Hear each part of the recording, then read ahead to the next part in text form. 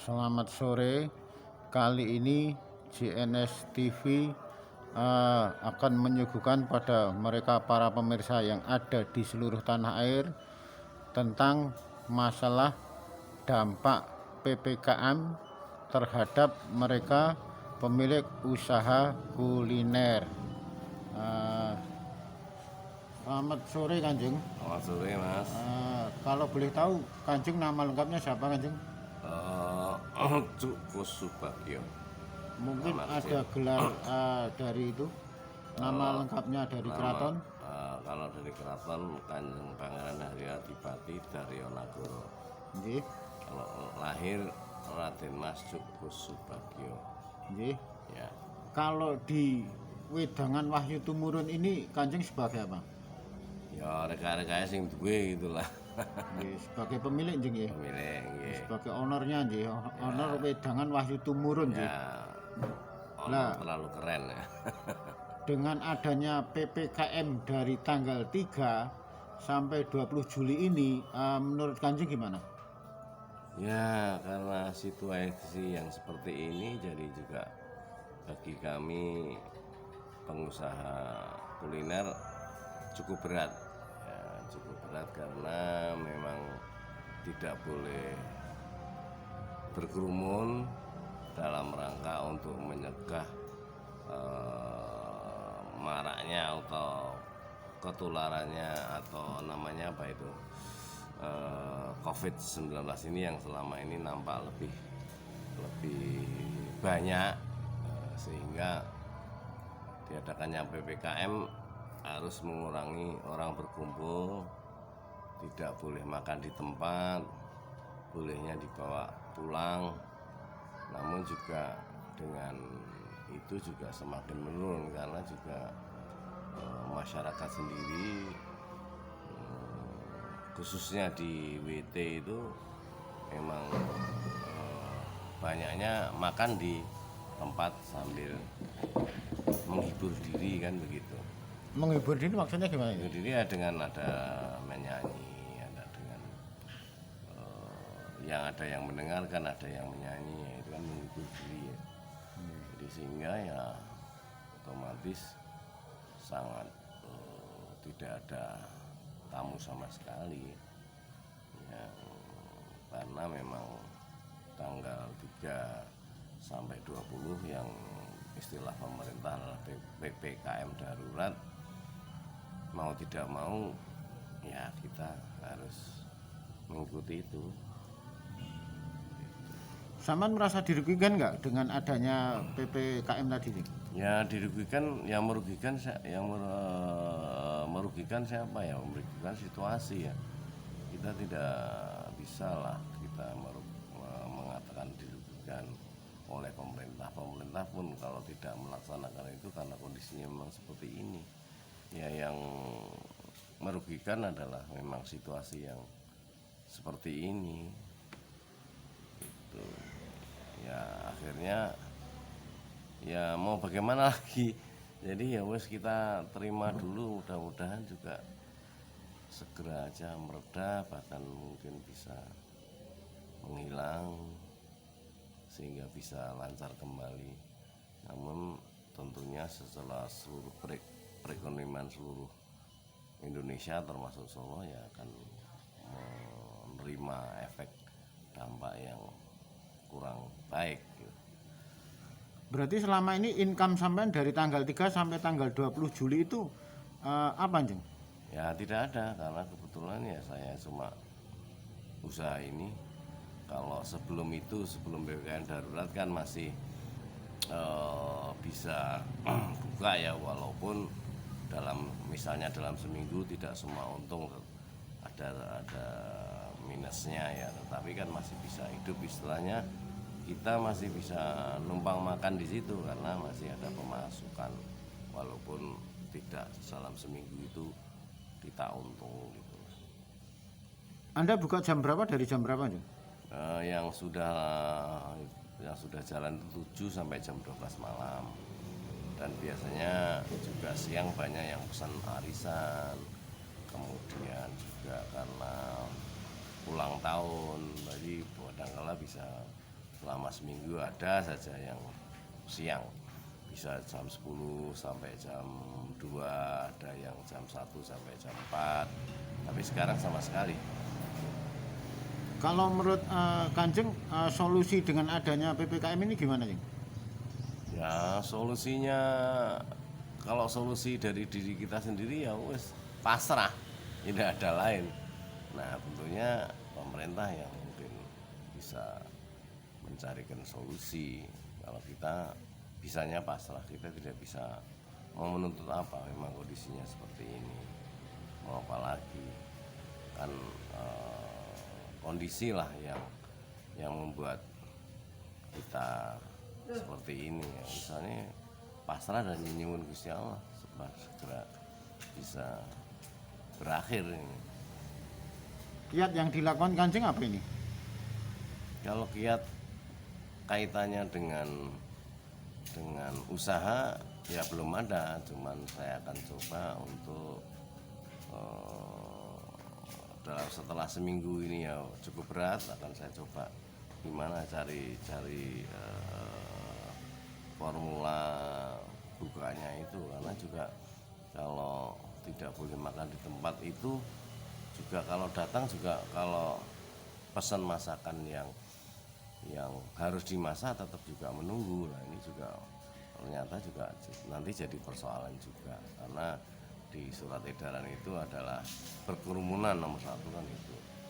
Kecuali kalau masakan itu tinggal nyiduk, misalnya jualan soto tinggal nyiduk kan lebih cepat gitu. Mungkin ada semacam Kanjeng membuat solusinya dengan cara GrabFood atau GoFood atau bagaimana? Iya, memang kita mengadakan GoFood, tetapi khususnya WT itu karena sudah apa itu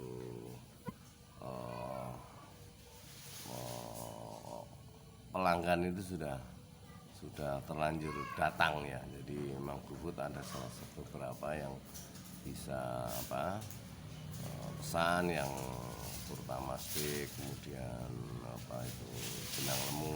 Tetapi di depan jalan saya WT yang sebelah barat itu ditutup karena Pasar Klewer sampai Pasar Kembangan ditutup itu, sehingga itu juga sedikit pengaruh untuk orang masuk ke sini walaupun dengan cara GoFood.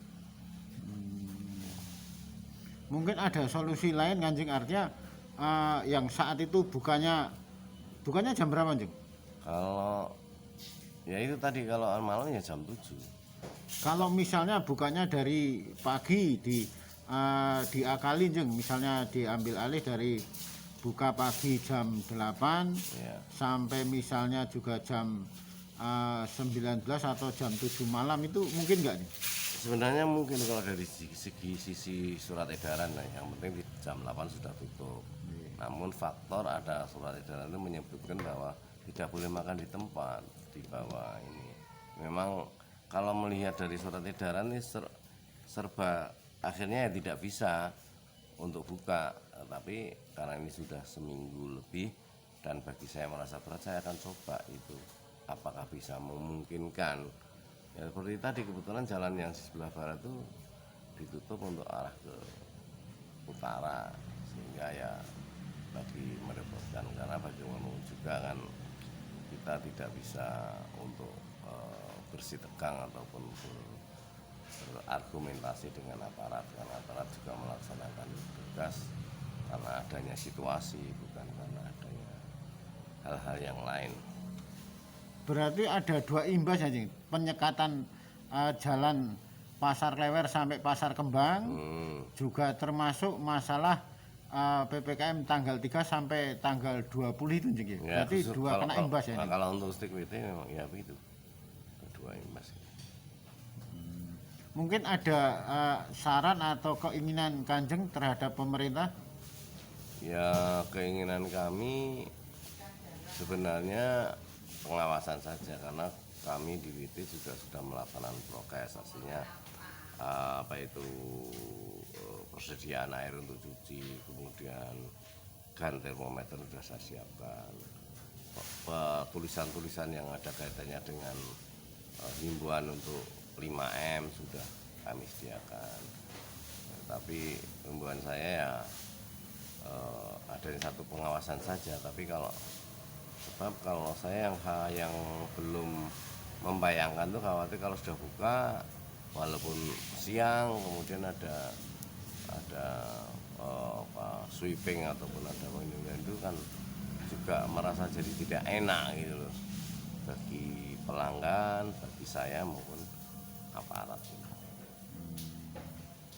Terus harusnya gimana yang Kanjeng harus mensikapi adanya PPKM ini gimana? Kalau secara pribadi ya sikap saya ya hanya pasrah, karena saya sebagai warga negara yang baik, sebagai warga negara sebagai masyarakat ya mengetahui situasi yang cukup mengkhawatirkan bagi masyarakat luas yang semakin banyak kena terjangkit Corona 19, tetapi di lain pihak juga kita butuh makan. Nah itu yang kadang-kadang bikin kita stres saya, padahal katanya imun ini supaya jangan stres, harus happy, harus senang, tapi ya ini gitu. Jadi ya Tapi akhirnya Kanjeng bisa menerima keputusan PPKM 3-20 Juli itu, Nji? ya mau tidak mau harus menerima, Mas.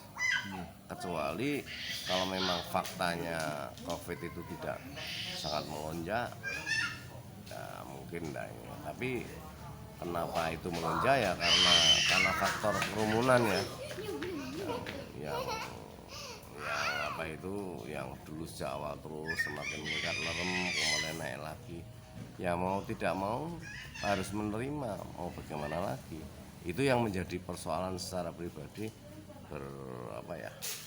berperang di dalam batin antara saya harus menerima, yang kedua saya harus cari makan. Itu persoalan yang ada saya kira di masing-masing pemilik itu, kecuali memang pengusaha besar ya, duit itu memang buat kuliner mulai seminggu 2 minggu sampai sebulan tidak masalah, masih punya tabungan ya. Kalau seperti saya cukup berat, cukup sangat-sangat berat.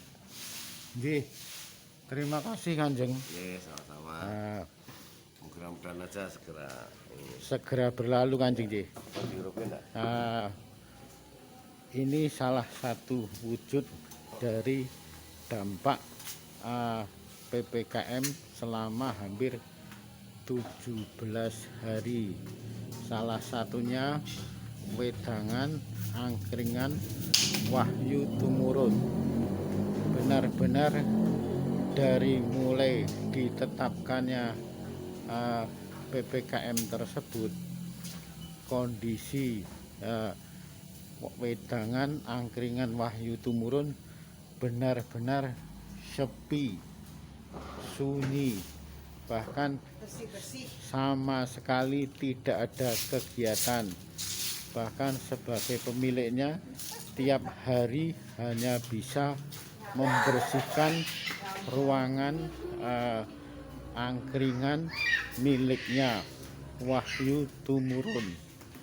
Biasanya sebelum ada PPKM dari tanggal 3 sampai tanggal 20 Juli itu, wedangan angkringan Wahyu Tumurun tidak pernah sepi dari pengunjung yang mereka berdatangan untuk makan, minum, menikmati sajian kuliner yang ada di wedangan Wahyu Tumurun ini, serta mereka bernyanyi untuk sekaligus menghibur diri, sekalian untuk meningkatkan imunitas.